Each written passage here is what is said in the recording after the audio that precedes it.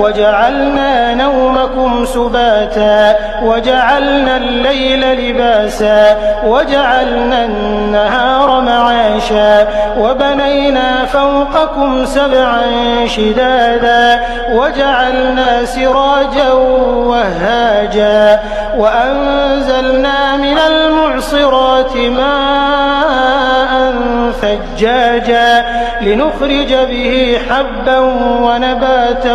وجنات ألفافا إن يوم الفصل كان ميقاتا يوم ينفخ في الصور فتأتون أفواجا وفتحت السماء فكانت أبوابا وسيرت الجبال فكانت سرابا إن جهنم كانت مرصادا